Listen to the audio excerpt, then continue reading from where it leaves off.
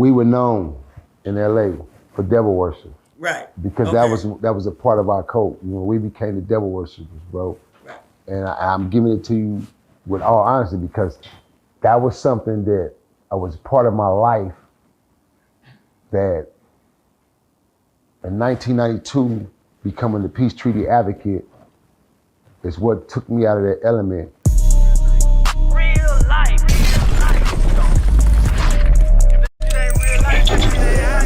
It ain't real life.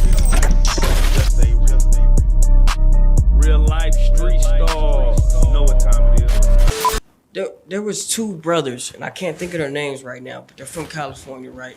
And they practiced devil worshiping back in the day. Did you know anything about that? And they were Bloods. And they grew up real good, but then they got into devil worshiping. And I don't know their names off the top of my head. But you ever heard of any gangbangers praying to the devil to get, you know? Hey, I'm gonna tell you this, and I mean this shit from the bottom of my heart, and I don't say it for no viral aspect. You asked me an honest question, and it really, from a spiritual standpoint, bro, that shit just hit me. It hit me a certain kind of way, because I'm like, how the fuck this nigga know? Right. Like, what kind of research has he been doing? Right. I just watch a lot of gang shit. But bro, I was from a crew. When I got paroled out of Folsom in 1986, bro, right. I'm doing a joke. I got paroled out of Folsom. I got recruited in this crew, Money, Mac, and Murder. Mm-hmm.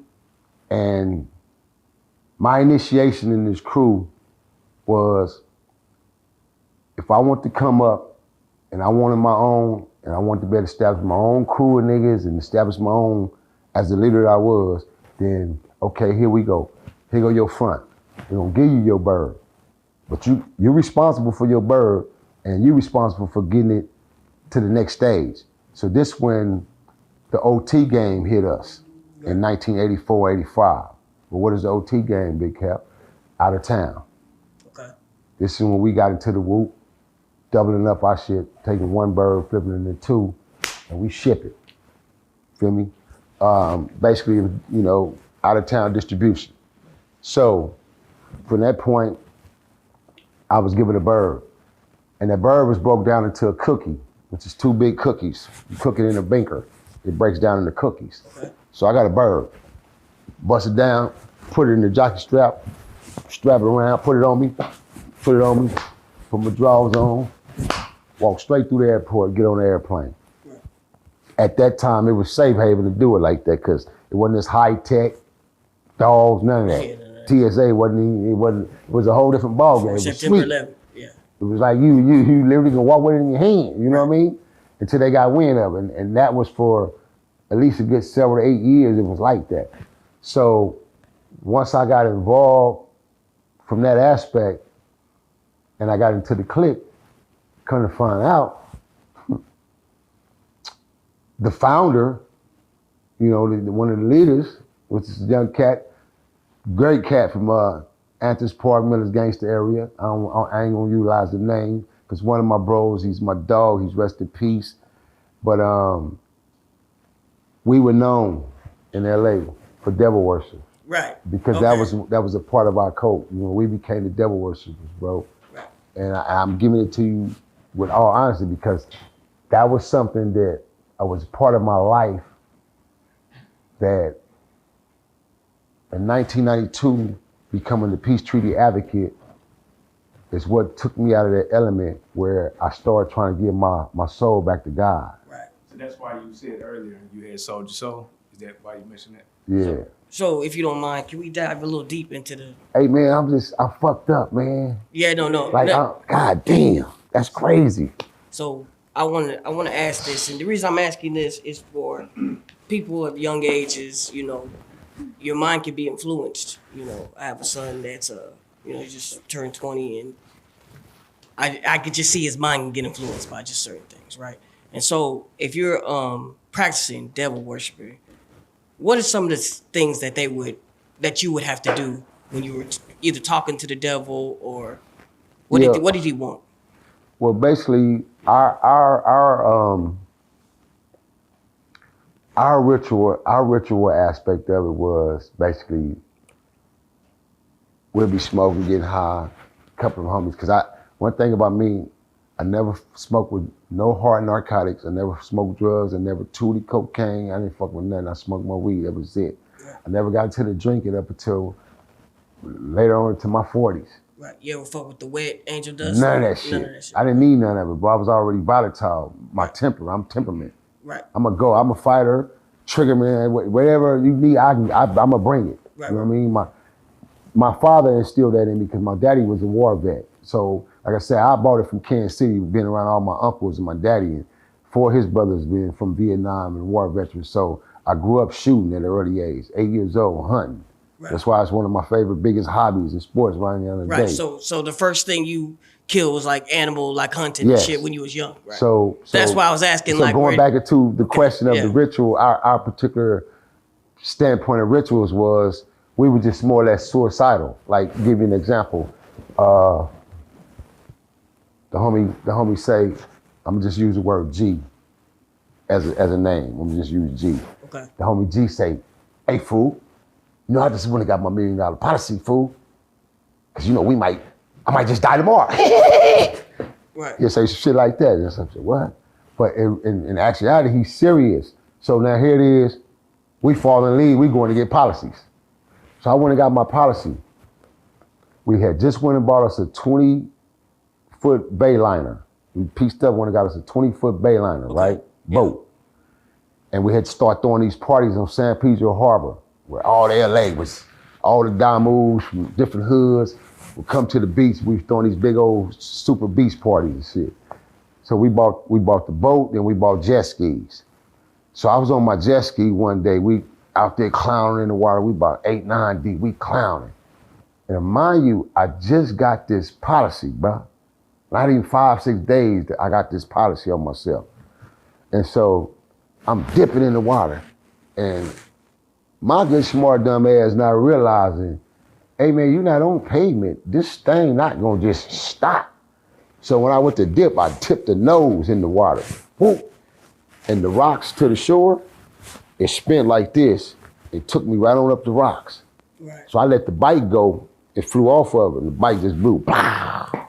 So here come the Coast Guards, all that. They had to come and get me. One of the homies pulled up. I jumped on his jet ski, got off the jet ski. They come get mine out the water. 3 days later, we had our main house. Once again, I jump on a motorcycle. It's one of my little homie's bikes. His bike. I tell him, hey, let me ride right quick. So I jump on his motorcycle, and I cut ass coming down 132nd. I'm in Compton in Westside Piru Hood. And I'm coming down 132nd, and I'm finna cross Central, and it's all ongoing traffic. It's a main boulevard. Right. And I go to break down, and the bike ski on me, not stopping instantly. And I go straight through ongoing traffic. And a diesel and a couple of cars, like just really barely missed me. And I bust down, and I came out with a quick left without hitting the fence and the gate, the wall, because that was my next stop, that wall. And I hit that left and came out of it like, whew, and just like it was like a whole spirit came through me, like a protection that stopped me from dying right then and there instantly. Because my next impact was that wall, bro. Right. It was that wall, and once I hit that wall, if I let go of the bike, I'm damaged regardless. And I'm on a little speed motorcycle bike, you feel me? So it's like, it was all bad. I just stopped. When I pulled up, they all cheering and going crazy. Ah, you crazy. All the time I'm just looking at them going like this. Man, nigga, I just damn near died. Right. You know what I mean? And then, of course, that kind of brushed off of me, and I go into my little laughter, and yeah, that shit was crazy, motherfucker. That's dumb shit, man. You know what I'm saying? But that was sort of our ways of our rituals, and then just being on point as far as just knowing we didn't give a fuck. So, would you contribute? You would contribute that you not dying because the devil practicing.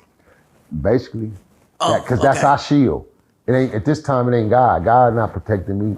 Satan is protecting me. Whatever I do. Right. If a nigga shoot me right now, nigga, I'm coming back to get you, nigga.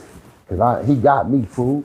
Right. You feel me? That's why many times I didn't get shot when I got shot at. Niggas was on me trying to knock. Boom, blah, blah, blam. I'm knocking back. Boom, blah, blah, blam. We knocking. Bullets ain't hit me though. Right. I done hit plenty of niggas because I can really shoot. Right. And I creeps. I walk up on a nigga. Nigga, I might walk up on you looking like an old bitch. Right. And walk right up on your bitch ass and give you what you needed, nigga. You know what I'm saying? Because I didn't give a fuck. Right. That's really how volatile I was, bro. I didn't give a fuck. Right. But I thank God he took me out of that element, bro. Right. Because I wouldn't be here today, to be able to be a father, raise my kids, love my firstborn grandson. Just being here, period, bro, and just having this change of venue. For me, even to sit here and to share this with you guys, and it's fine to be on the blue couch, man, by the way. I told them niggas I was coming, boy. For me, it's different, nigga. Right. Yeah, Miss White, I'm right here too, Miss White.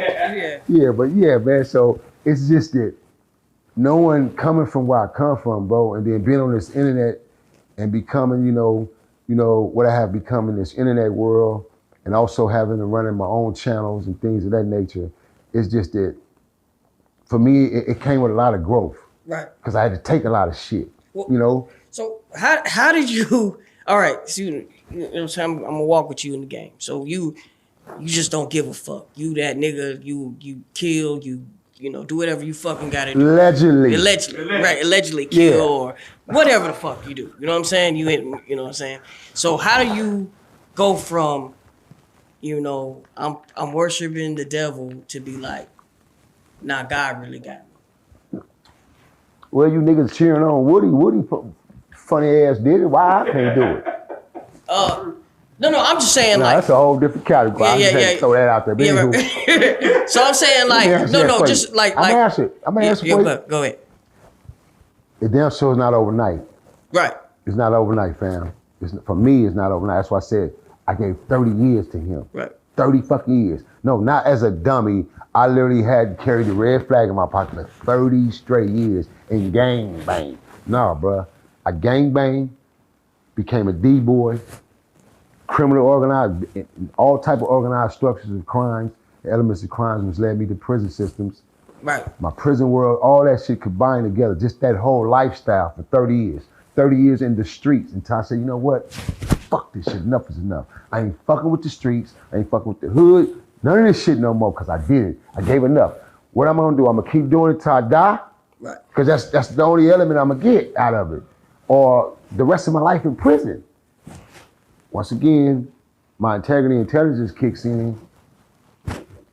You better than that. And this, which is the spirit of my integrity and my intelligence talking to me. Are you ready to come home? Right. And because becoming a father and doing something that other gangsters ain't done, never done, and I can really say that and brag and really boast on that, nigga, how many of you niggas can say you delivered your kids, nigga, out your woman pussy?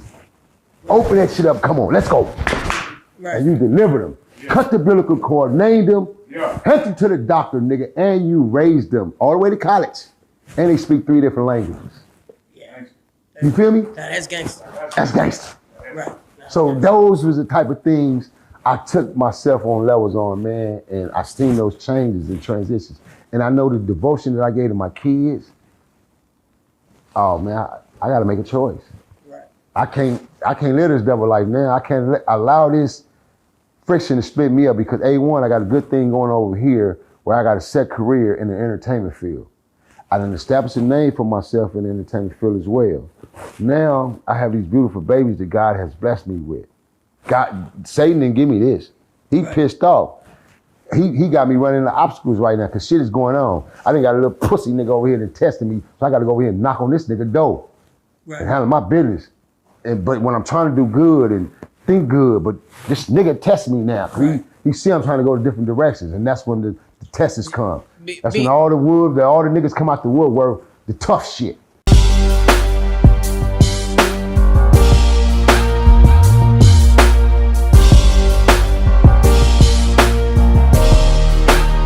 Shout out Reallyfe Street Starz, nigga. Move. Hey.